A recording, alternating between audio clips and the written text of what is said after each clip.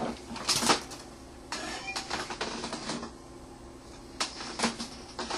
good afternoon.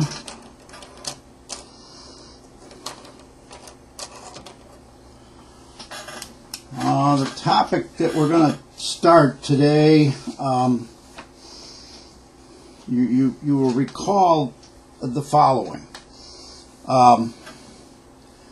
We've talked about generation specific topics were economic dispatch,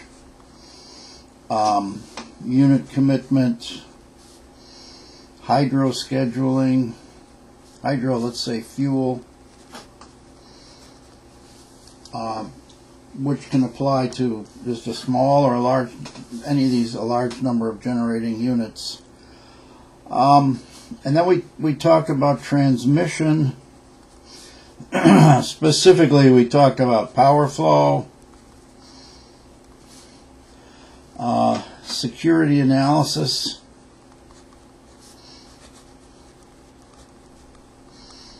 meaning how do we determine what the transmission system is going to do if there's an outage. And then we've completed a chapter on state estimation. And finally, control of generation was put in there. And these technologies were developed in the 1900s, basically. And I would say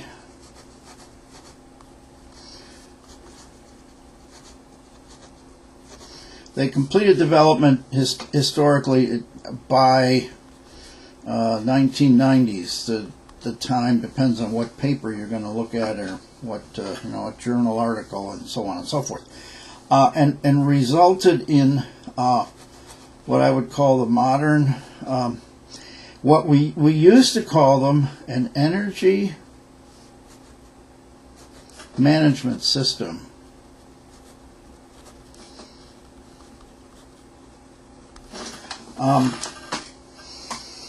Unfortunately, that term has gotten picked up. There are companies that make energy management systems, and what it is it's a computer system that manages the energy consumed in a big factory, for example, or a big hotel building. That's an energy management system. And you could say your thermostat in your house is an energy management system. We meant, high power energy management system. And this included all of these functions up here. Then things changed, and I mean changed. But one of the next things that came along was pools, and specifically we had this whole thing of how to buy, sell power between electric companies, and eventually how to do a central dispatch with pool companies bidding into an auction, and we're going to go into that in a much more detail here, starting today.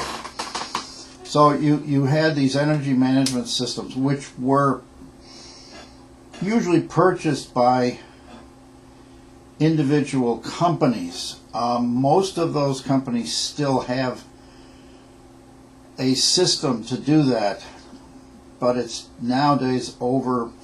It's under the specific management of a large thing that I like to call transmission system operator, or here in the U.S. we call it an independent system operator.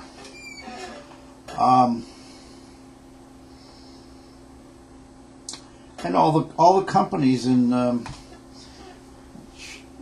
most all the companies that I've worked with in this area, we have a center for electric energy, and we deal with a lot of these companies. So specifically, Xcel Energy has such a center, an energy management center, and you can see a picture of one of their operators sitting at one of their desks with the display behind them on the cover of the textbook. I requested specifically through one of my former students who works at Xcel that if I could get a photo, that they could take a photo and give me permission and give my publisher permission to print the photo. If you ever see the first or second edition of the book, they have the second has an abstract kind of drawing. The first is very conventional, just lettering on a black background with silver and gold colored lettering. But I wanted to, my co-author and I wanted to specifically show an energy management system, and we surrounded it with some photos that we picked up. Okay. Those energy management systems then got the scale is then changed when you talk about a pool. Now, there were not that many pool systems on the East Coast. Some of the pools. You had PJM, probably the largest. New York Power Pool, New York Power Pool. New England Power Pool. There were others in Duke Energy. There were a Southern Power Pool. There was never a California Power Pool. Now, and here's where we'll shift the paper up. Along comes the topic, and in the United States,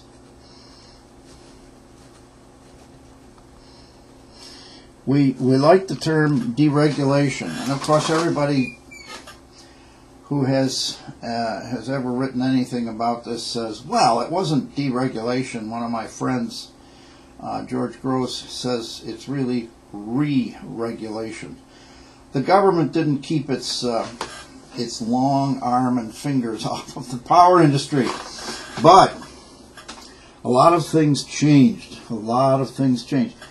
The deregulation in the U.S. Here's an example. Way back when I was in college, the telephone network.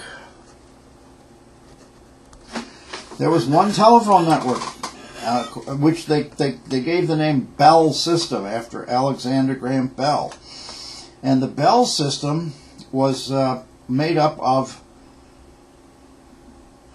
I don't know the number, but let's say 50 to 100 Bell operating companies.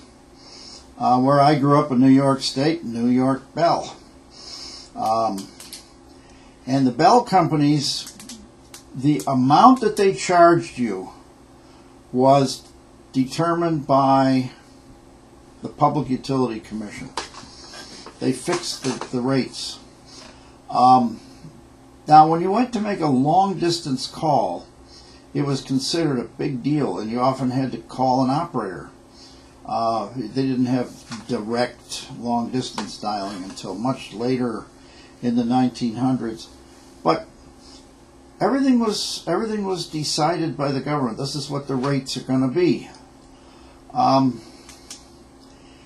And there was very specifically no competition. No competition. If you had a Bell company in an area, if you wanted a telephone, you went to them, period. That was it, and you paid whatever they told you that you had to pay. Their rates were made very low for standard telephone service. They wanted everybody, regardless of their economic situation, to have a telephone.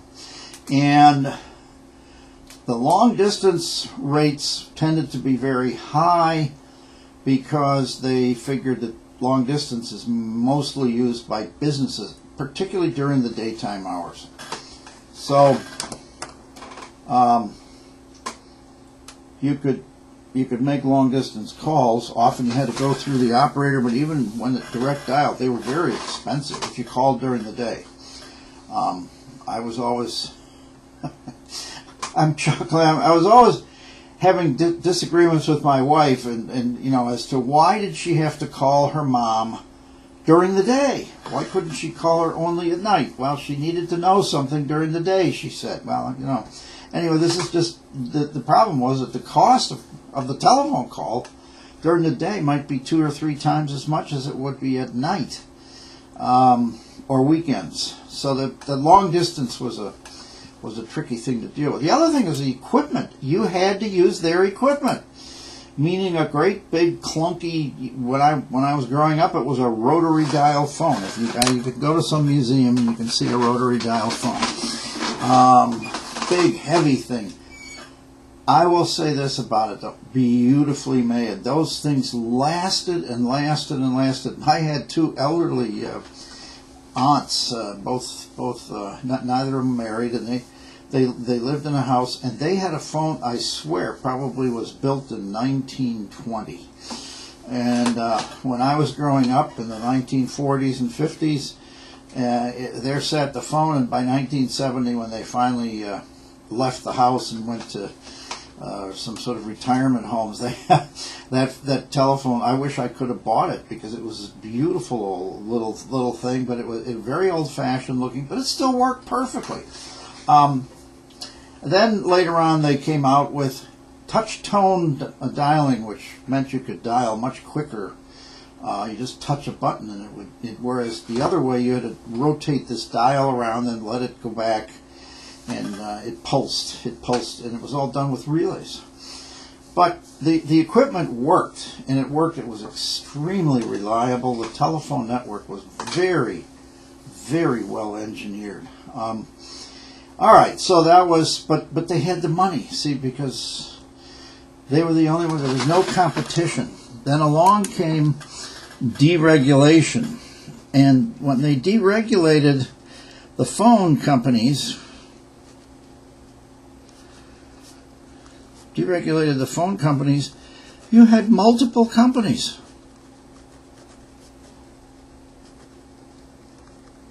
Now this started out where companies would offer long distance service, and you called them, and then when their tone came on, then you could put your telephone number in, and you weren't using the Bell system. You were using something else, but they gave you a break as far as so that was the beginning of deregulation.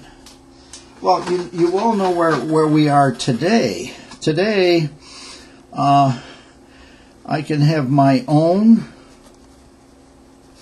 equipment. In my house, the local phone company brings a line to a box in my house, and then I have some wires going from that box to jacks on the wall. And if I want, and then I went out and I bought a cordless phone of my own.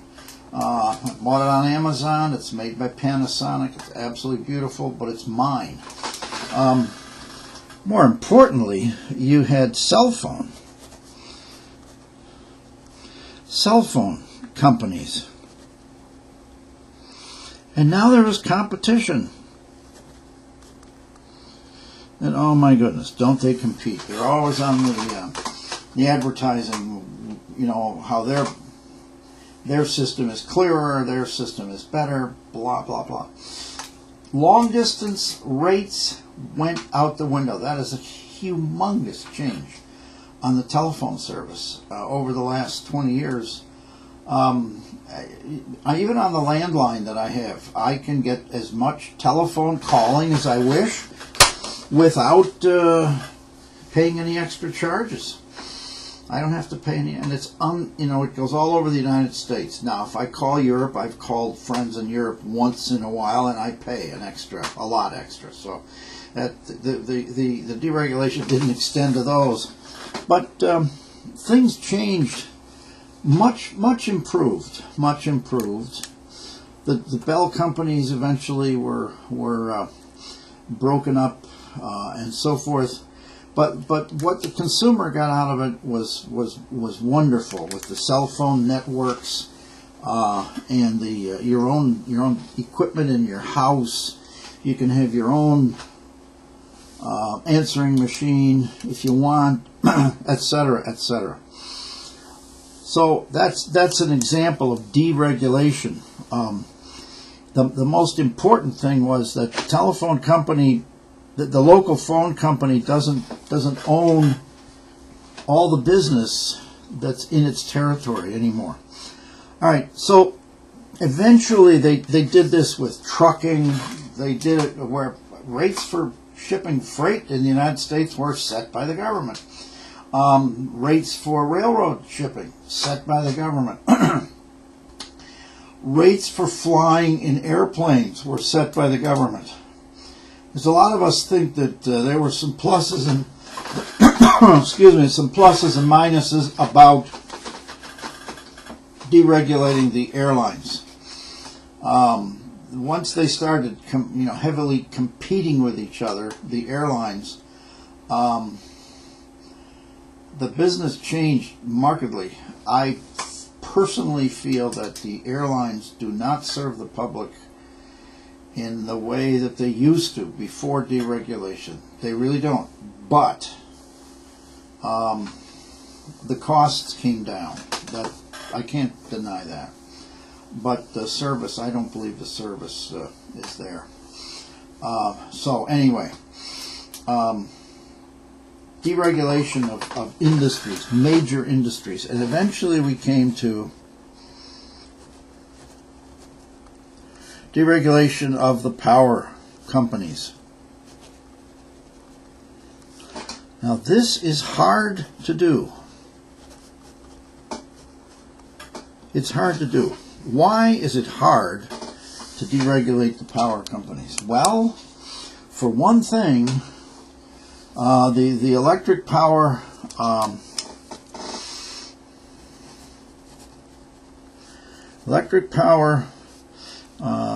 sale is, we like to call it, just in time. We stole that term from Japanese companies that use it, that said, well, we'll have the parts arriving just in time to go into new products as they roll through the factory. But just in time for electric power means when I buy power, if I turn something on in my house, that means that the power company has to make that available right away. Fortunately, they have a huge system with lots of momentum, and they're rotating generators, and so when I plug in a heater, for example, let's say we turn on the stove and it draws a couple kilowatts. It doesn't ripple the power system, but the sale is immediate and it's metered right away. It's metered in real time at my house. Now, when you're making large transactions on the power system, it's the same thing. So the whole thing operates, and so there's this whole real time. You can't. We don't do electric power by saying, I'm going to buy so many megawatt hours, and the power company says, okay, we're going to generate that megawatt hours for you, and put your name on it and store it someplace, and then you can use it up whenever you want, or you can come and get all of it, like you would for if you were manufacturing steel beams, or if you were manufacturing refrigerators or some commodity like that, where you could manufacture it, put it into a storage, a warehouse, and then the person buying it can come and get it when they need it. Not so with electric power. They have to generate it as I use it. That makes deregulation hard. So there's a table that you'll find that'll be in the problem session for today. And I'll give you this sheet. So there's two columns, and I'm going to go through them here and talk about them. Power system operation with vertically integrated utility companies, privately owned or government agency. Power system operation with something called open access, privately owned generation. So here's a couple terms that we need to talk about. So let's talk about vertical.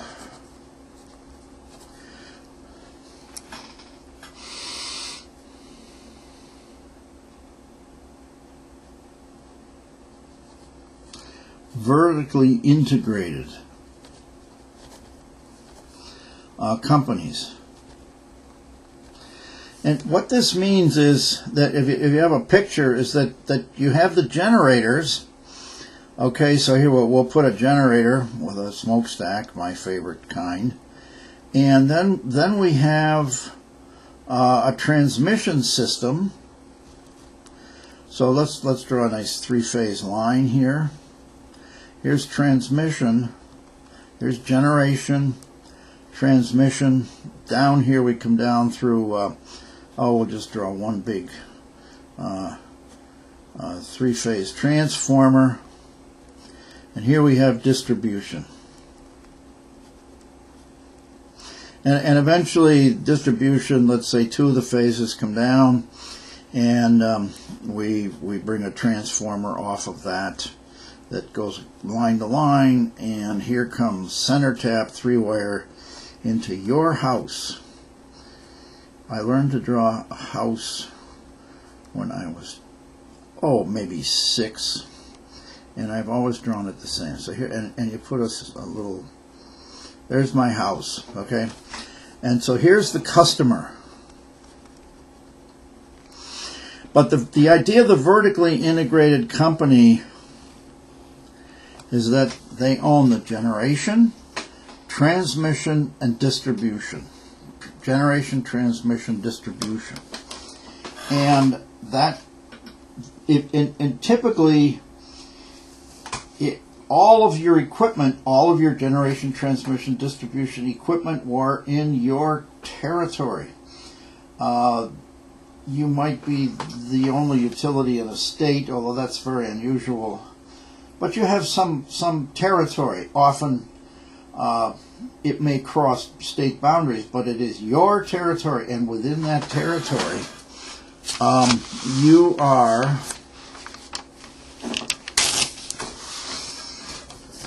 the only utility there. Remember back to the telephone company. You had to buy from the phone company. You didn't have a choice. Well, it's the same with. So here's territory 1, and here's another one that butts up against it, territory 2, and this guy has generation and transmission and a distribution system to the load. So generation, transmission, and distribution. Now, granted, there may be lines that cross over because they're businesses, and they were allowed to buy and sell. And by the way, the federal government says if this is a state boundary, then they can regulate something to do with interstate sales and so forth. So here's this guy's generation, transmission, distribution. The one company owned all of this equipment, the generation, the transmission, and the distribution, everything. They owned it all. As did this company over here, owned its system. And they reported to their, what we call the PUC, the Public Utility Commission. That's just an office. I got to be real careful what I say, because we have a former student who now works for the Minnesota Public Utility Commission.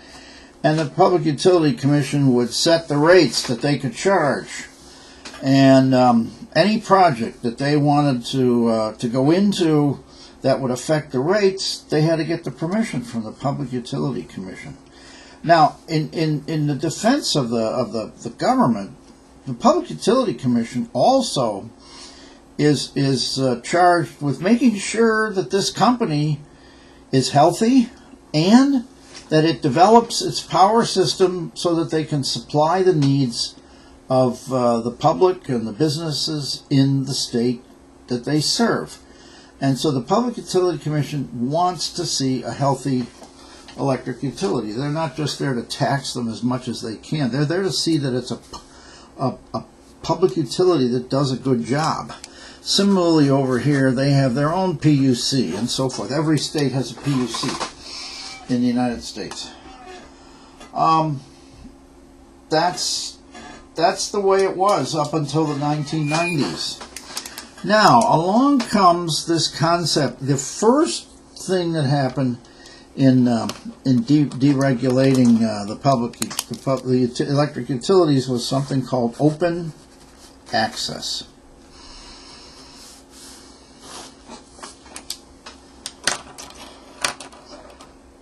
There's a friend of mine that started a company that some of you know called Open Access Technologies. And they are one of the leading companies, and they're a big company now.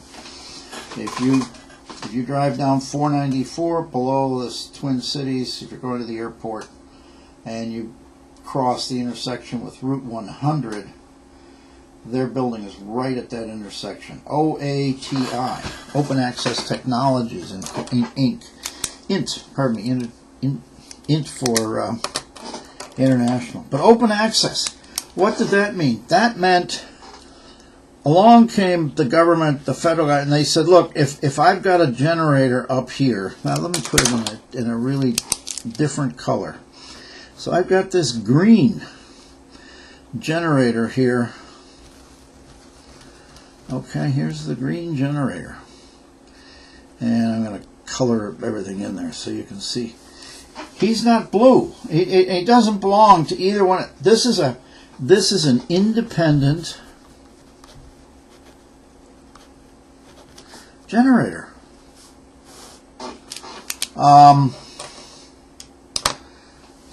People wanted to be able to build an independent generator, and so that they thrashed it for a long time, and they came out with rules that said, okay, you, the power company, have to provide open access. You have to provide for that company. Well, the generating company, if it's not right on the transmission, would probably have to build the transmission up to, let's say, a major substation.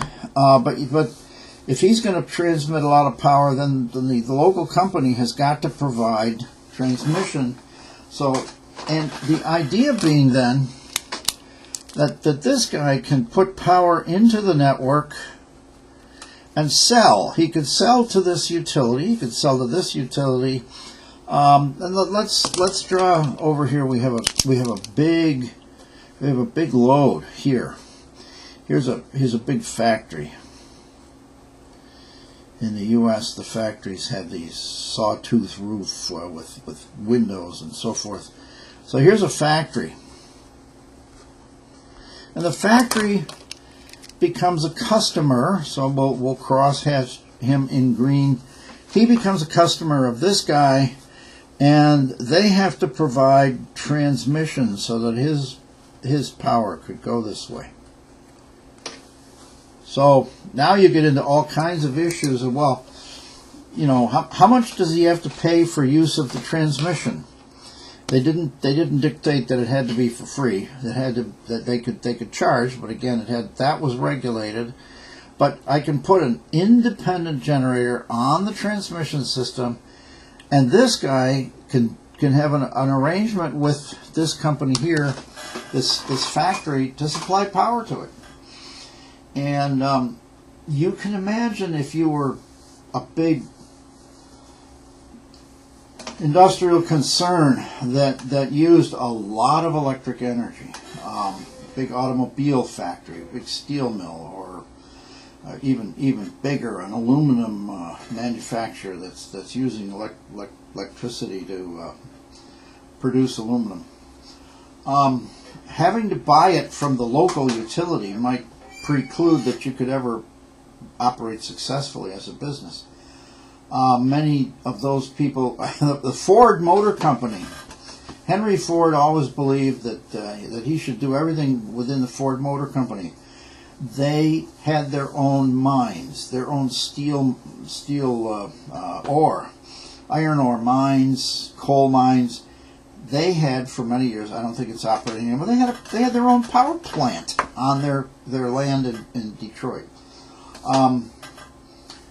That's gone now, certainly. But the idea being open access meant this guy who's not part of this utility, he's just an independent business. Independent business can be on there and sell power to anybody they want. And so we've got on this thing, we say that the vertically integrated company owns all generation transmission system within its territory. The idea of completely deregulated companies is that they are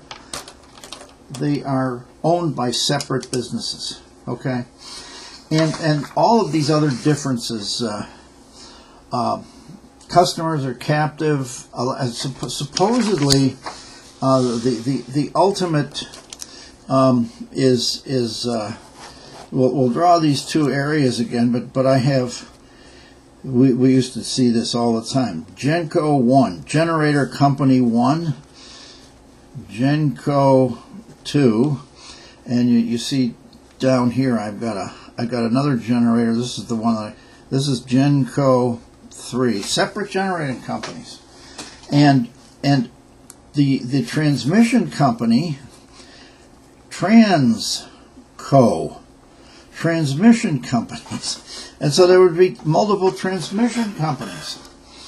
Parts of Wisconsin, much of, I think pretty much the state of Michigan, is operated by a company, ITC, that is an independent transmission company. They don't own generation and they don't have any load. They just operate transmission systems. They build them and they operate them. They build substations. They build transmission lines. They will connect your generator to substations, and they will provide the ability for you to transfer power. But they don't produce power and they don't consume it. Meaning, they don't have loads. Transco. So there's Transco 1, and here's Transco 2. And then eventually you would have, and this again we have in certain areas. We have distribution company, disco, sometimes distco, or just let's do one over here. Well, we'll call it disco, DISCO. I'm talking too fast. I'm getting my throat.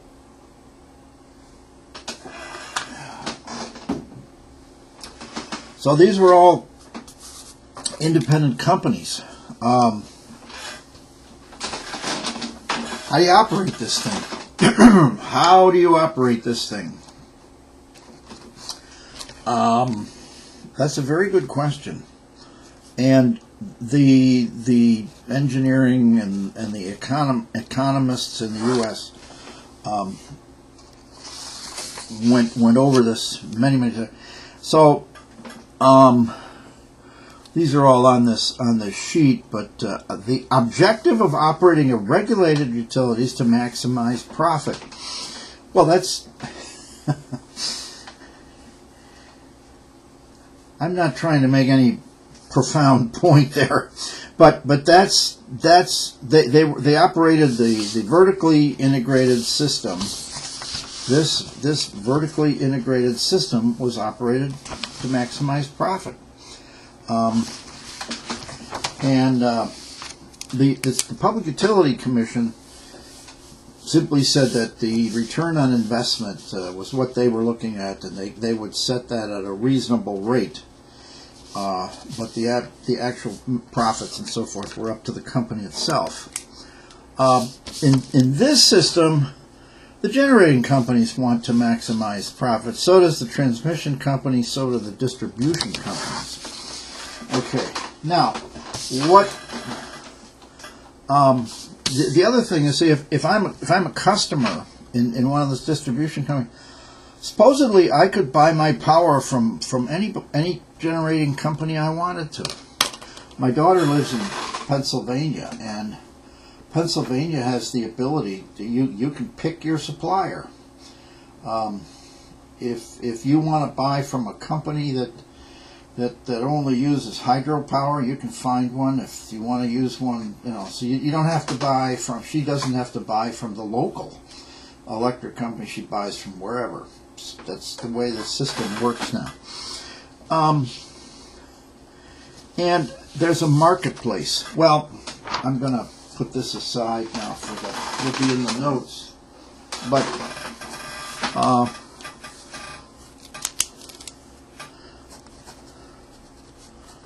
how to operate the system. You just can't let anybody get on that system and hang a generator on a bus and start putting power in and arrange to transfer it to customers. Somebody has to still operate it. There's still technical. We still have to regulate frequency. We still have to do security analysis. We can't let somebody operating an independent company overload the system at some point, or put the system in such that a single outage will cause it to black out and so forth. So they have to do functions like this, and we need to do some way for a large numbers of generators and loads to operate economically. And the idea that has come up with is a market. I was reading something today about education in the U.S. There's lots of proposals that people will be allowed to obtain money from taxes, and that there's an open market in schools. And they were talking about the fact that they had a new name for this type of this kind of open educational system, or market-based education, where everybody goes to a private school. If the government runs a school, well, that's okay too. And we have that with colleges. If you think about it, in the U.S., you can go to a private college.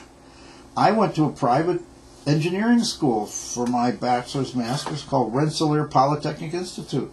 Private college. On the other hand, in New York State, there was the SUNY system, State University of New York, where all the buildings were owned by the state of New York, and the faculty were basically state employees. It's the same thing here in Minnesota. We have many private universities. College of St. Thomas is right here in St. Paul. Bethel College is a private school. Carleton College down in Northfield.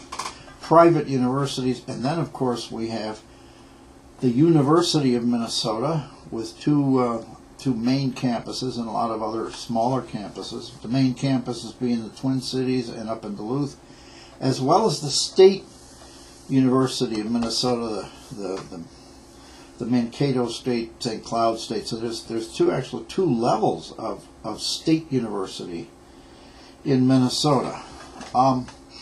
Across the United States, I'd be hard pressed to say, but generally the state universities are bigger. They're I would think overall they're much less costly.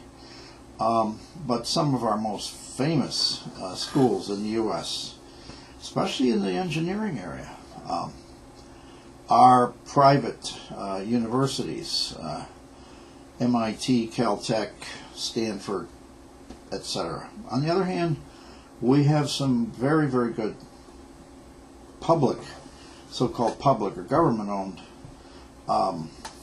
universities. Minnesota, I'll put that right up there with all of them.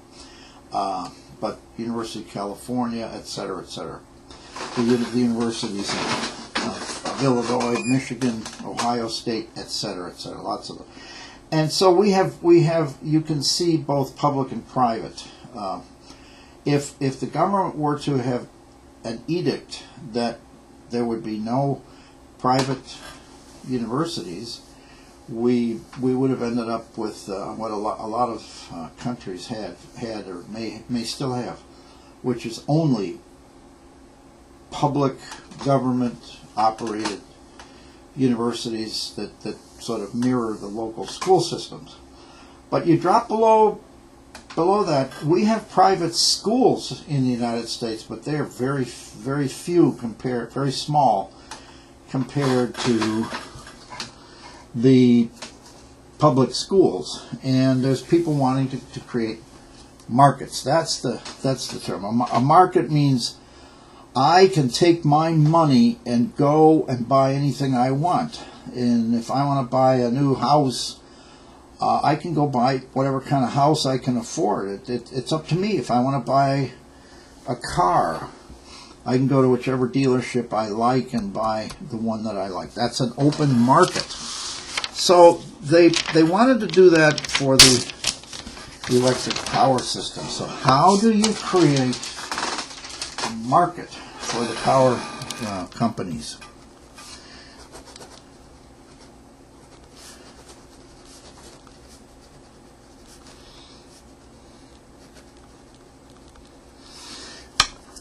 Let's say markets. Okay, so we have these markets. Now, let's just start with generation, and then I will put some of this in. We'll see how far we get with this today, but I'm going to put some old homework problems that I had generated for years. But once again, generators, let's say in a market, the generator can ask any price for its power. We were used to the fact that the people at the control center, at the energy management system, they had very, very accurate data as to what the generator's costs were for power, and therefore they could run an economic dispatch that was created the best, the least cost dispatch of the generators. But this is an independent generating company now. I have all these independent generators. They're not going to turn over their cost information to me. They're not going to do that. So they're going to bid. Okay. So each generator sends a bid. A bid you can bid to supply to the market. Now let's just talk generation here. Let's assume the load is fixed, and we're just going to try to work up how to determine how to do this dispatch of generation. So what we do is let's assume now that it's a very simple process where each generator sends a megawatt amount and a price. Dollars per megawatt hour. That says that's how much dollars for a unit of energy, megawatt hour. But they don't just sell, they sell, I'll sell, and effectively what we mean is it can go zero up to that amount. They don't mean that they're only bidding if you take exactly that megawatt amount. Well, how do you do a dispatch? How do you do it? I don't have a cost function.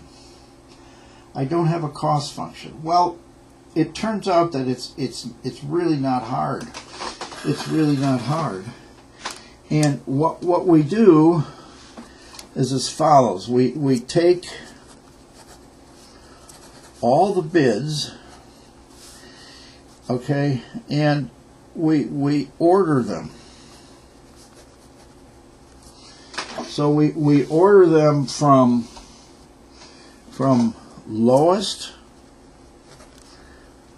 cost to highest cost. So here's, and I will provide this to you in the notes.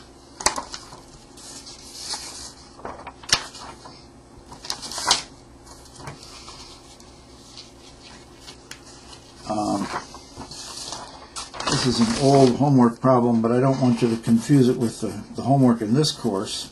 So this is the problem, and you got these bids. Somebody bid 200 megawatts at $5, and we had other people bidding, a couple of them at $700. How can that be? Maybe the guy that's at $5 is a hydro plant. Maybe he's a solar, and he's just putting in a low bid because he wants to have you use as much of his power as he can generate. So he just bids down there at low. So now bidding becomes a strategy. Okay, bidding, you have to have a strategy. Okay. Now, if you're a large power plant, a coal-fired or a gas-fired power plant, you're going to bid at a price that's going to make you a profit. So you're going to bid for a price for your energy that's higher than what it costs you to generate. It may vary during hours of the day, and I can tell you that this leads sometimes to great volatility. I'm not even sure I'm spelling that wrong. This should be an L. Volatility. Here's an example. We had a problem in the late 1990s, I believe 1996. Storms took out generation and transmission all across Minnesota, for example. Nuclear generators were down. Let's say refuel. This was in June. And it was hot. It was very hot, humid, all the way from Minnesota to the Atlantic Ocean.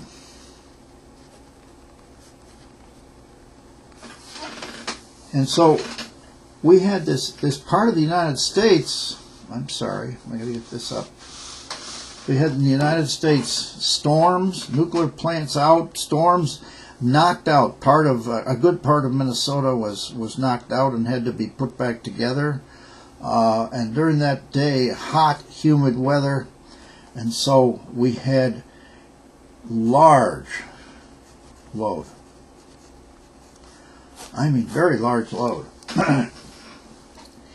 And we had, we were.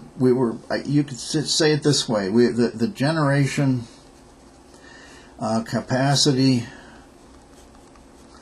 was not much larger than the load.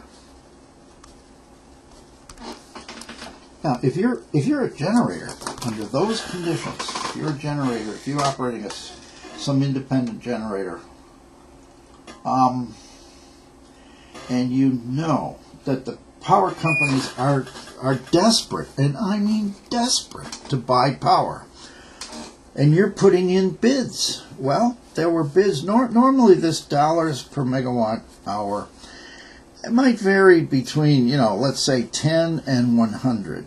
Okay. Well, that day prices went up to over $1,000 per megawatt hour, and supposedly in some sections of the U.S., $10,000 per megawatt hour.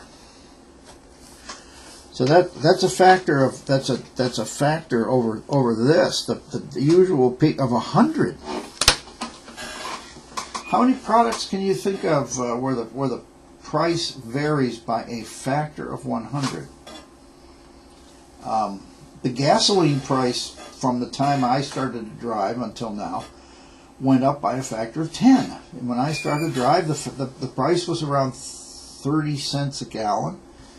And it went all the way up into let's say $3 per gallon. It's a little less now. So, but there's a factor of 10. But if it had gone up by 100 from 30 cents to $30 a gallon, or people would have stopped driving cars. Well, the power industry, they had so. That's one of the, you could say that's a disadvantage. Now, there are countries, there are states where they come along and they say, well, we don't want to allow the generators to make obscene profits whenever there's a shortage, so we're going to put a cap on it. Bad idea. Bad idea. That's also known as price controls, that says you can't charge more than this. And what you'll lead to is that you'll lead to shortages in the end anyway. But I'm a free market person, so let this happen. Let this happen, and people will say, boy, if I can, if you were a generator and the price was up here 100 times more than what you normally got, you tried to get that generator online and run. And so it pays to be a generator during those peak hours. It really does. But what happens is that they then hook up arrangements to shed load during those times, including, it turns out, schools in Minnesota. During the summer, they where the peak load, the cost can get high. When that happens, they give the school a sweetheart contract that says, here, you get this rate, really good rate,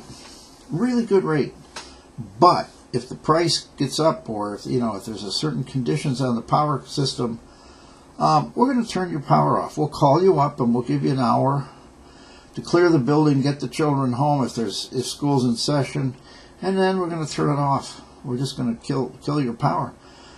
Because we need to protect the system, and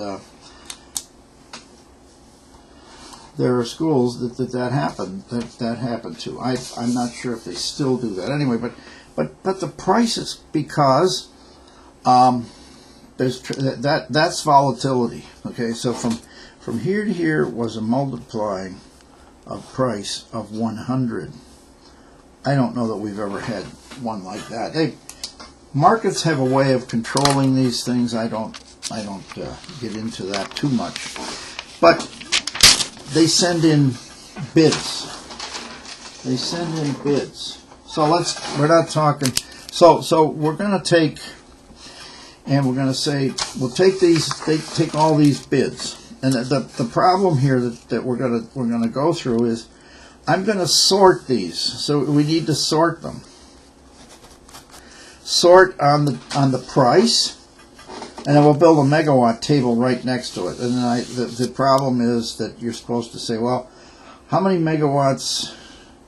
For each we're supposed to determine the clearing price and the payment. Assume each receives this clearing price for a specific amount of power to be supplied.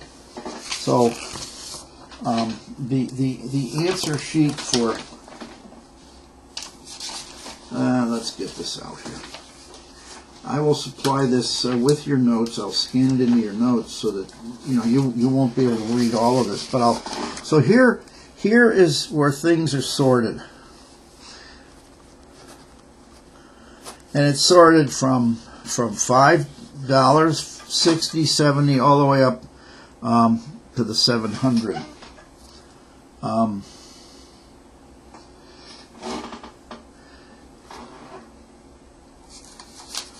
Now this is amazing.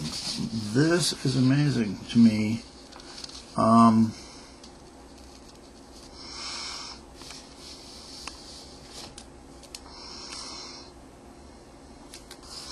sorry.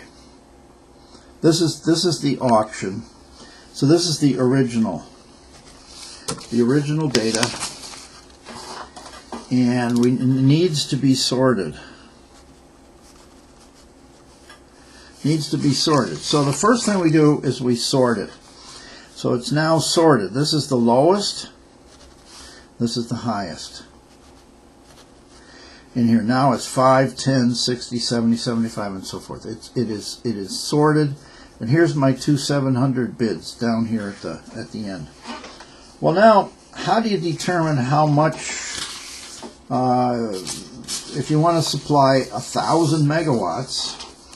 And you have these bids, okay? How do you determine? And notice now that, and I will tell you this: if you take a standard economic dispatch function, you chop it up into small pieces, and price out each piece, and make those individual bids, this process will duplicate an economic dispatch.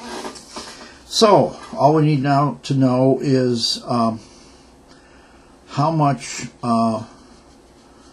do we, if we're going to, for a 1,000 megawatt purchase, okay? Well, here's the individual megawatts and the megawatts purchase. So I'll purchase the 200 at $5. I will purchase the 250. Okay, so again, I'm going back from here. I'm purchasing the 200, the 250. So now I can write the sum here. So this is 200. I 450. Here is so now I'm up to 850, and I only need another 150. Although this guy's bidding 800 megawatts at that chunk, but I'm only so now I'm going to buy 150. Here we'll put 1,000 here. So this is why this one is only 150. And so I purchased to get 1,000. So when I said before that these guys sell each megawatt sells the entire block except this one because I only need 150, and it's okay if I buy partial. And these guys sell nothing. These guys sell nothing. So I've sold 3 blocks as whole blocks of the whole megawatt amount, and then here's the chunk here. Here's the payment, the individual payment. If you just did that in, and this thing should be $.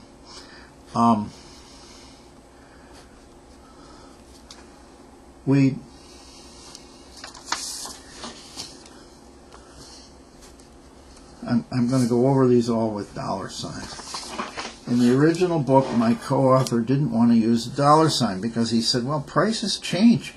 So he said, if we write dollars, then they'll look at the book and say, in 10 years, they'll say the book is out of date. Look at the prices in dollars. The trouble is that it still became confusing because we use this R symbol. So that R with a slash is the same as dollars.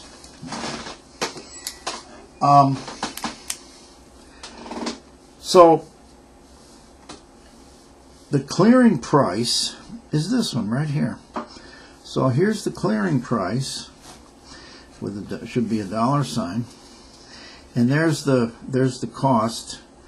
This is so if the clearing price is 7. Now remember, the clearing price of an auction is the price that satisfies the auction. So we have all these bids, and when we're done at the point where we've purchased enough, we want 1,000 megawatts. What's the price for the last megawatt? So you keep adding blocks until the total you need is reached, and then the dollar per megawatt hour for the way to say it is for the last megawatt is equal to the clearing price. And if you read a lot about auctions, and I'm gonna put some information, some notes. I'll put it in with this problem session today. I have some articles on auctions, and there's some material in the textbook as well. But the idea is that clearing price is a term that's been around for a long time. The economists came up with that term. So for 1,000 megawatts, it cleared at $70, and so there's the total cost. And then what we went back, the payment that these guys receive, everybody in the auction gets paid at the clearing price. This is reminiscent of our LMP. All the generators get paid at whatever the LMP is for their particular bus. Well, in this case, if they're all just in a big auction, we're not looking at LMPs. We're just looking at the clearing price of the auction. Everybody gets this amount. Now, let's think about this for a minute.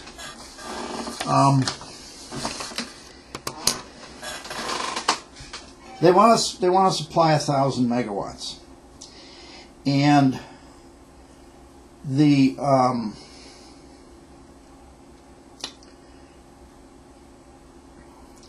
generators are allowed to bid any price they want, and blocks any size they want.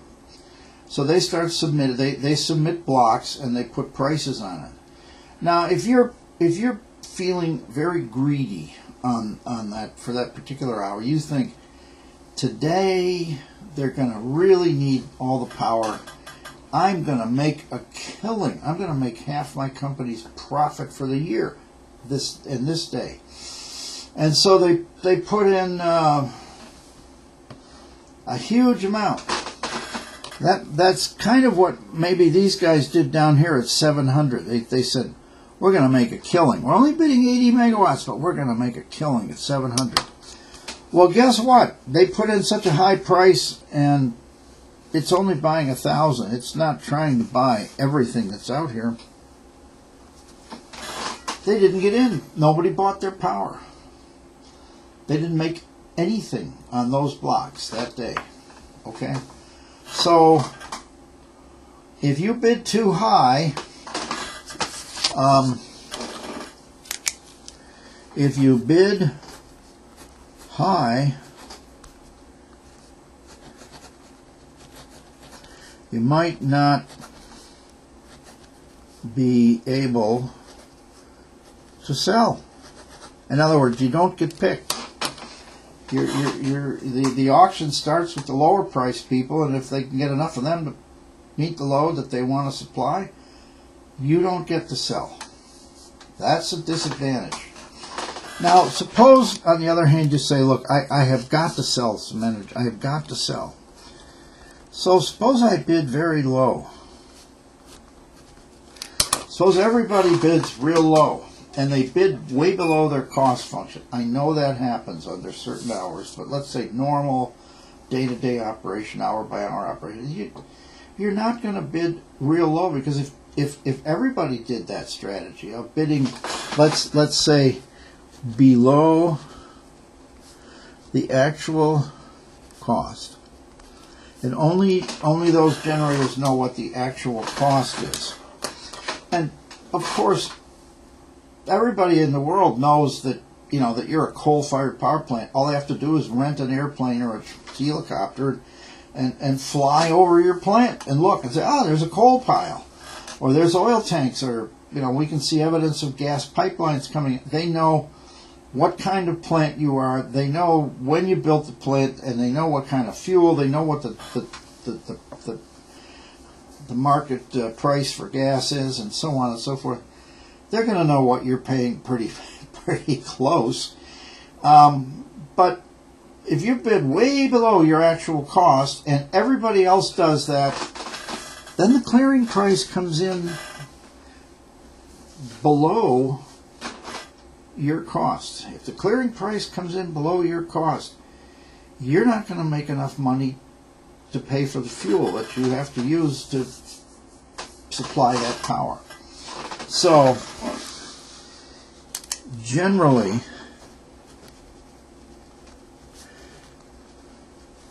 the clearing price auction means that everyone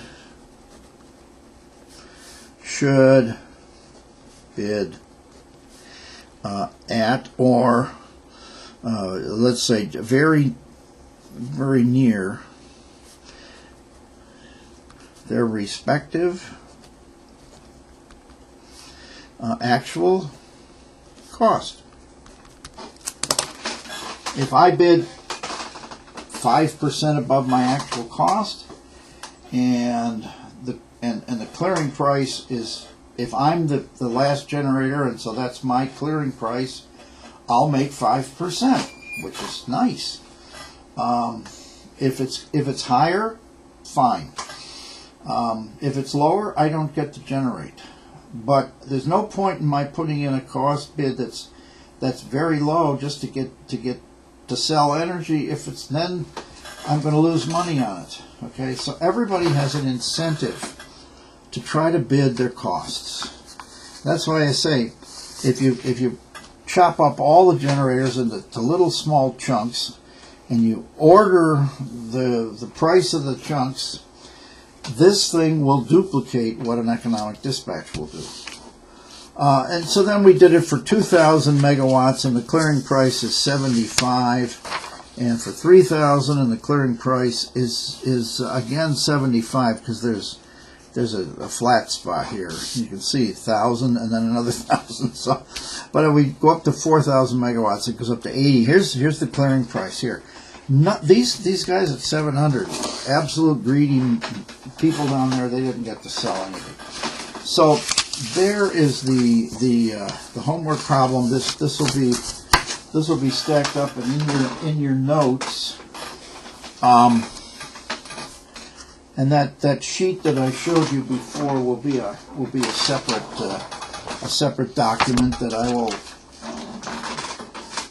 drop into our Google directory and so forth. So what we're going to do then on Thursday is we're going to greatly expand this, and we're going to start to talk about. So I have generators that are sending bids. Bid to sell. Bid to sell. Here's the market operator here. Okay, market.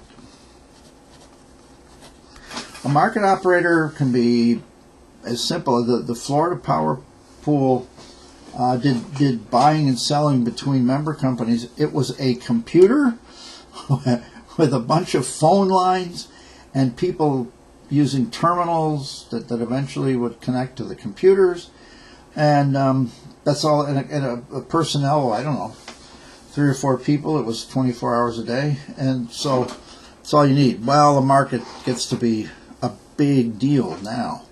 And these ISO centers are huge. So anyway, now we have the loads. And the loads send in bid to buy. And again, they put in a block and they say, I will buy up to so many megawatts inside this block at a certain price. And if the price is below, well then that's fine. But if it's above, I won't buy it. I won't buy it. What it implies is that there's a flexibility. In the modern markets that we have today, if you're a big load, if you're a municipal utility, you can send in bids to buy. But we don't have the ability to deregulate right down to your household. You don't have the right to go over to the to go over to a computer screen and say, all right, look, I'll buy up to 3 kilowatts at this price, so many cents per kilowatt hour. But if the price goes up is below that, then I'll buy up to 5 kilowatt hours, and that's the time that I'm going to run my clothes dryer and do the dishes and so forth. So you do have a little bit of variability in when you use the power. And those of you that are married would understand the story I told my wife. I said, suppose the power cost a great deal during the day, and so we had a system where you would only be allowed to use large amounts of power at night, like doing washing and drying. She said, but suppose I have a load of diapers for the baby and I have to do them during the day. And what that shows is that my wife and I would say most people are used to buying the amount of power they want when they want it without worrying about the price. And so our energy, we used to have phone systems that the price was high during the day and low at night. That didn't always deter people from calling during the day, but it helped, but not power. Under special circumstances where you might have a separate meter, there are companies that will sell you power really cheap during nighttime hours.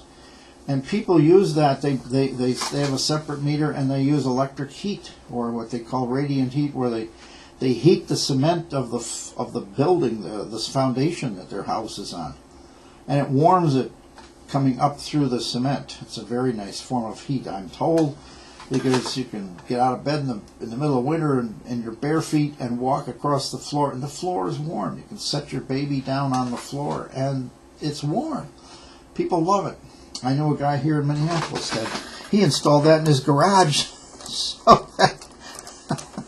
so that when he parked his car at night, it would melt the snow off in the wintertime. I'm not kidding. Anyway, but that requires special equipment so that they can determine how much power you used at night as opposed to during the day. But for most of us, we don't have that ability. But if you're a large electric utility where you can control something, then you can put in a bid to buy that's different amounts of power. If you're a large company, you may decide based on the price to move your production to nighttime hours or weekend hours. And that's a way of saving money. Okay, so bidding into an auction is the way that independent generators, that's the important thing, that nobody knows your cost curve. Nobody knows your cost curve. That's your private business information. Nobody else knows it. Well, other than they may have a close idea, I guess, but they don't know your costs.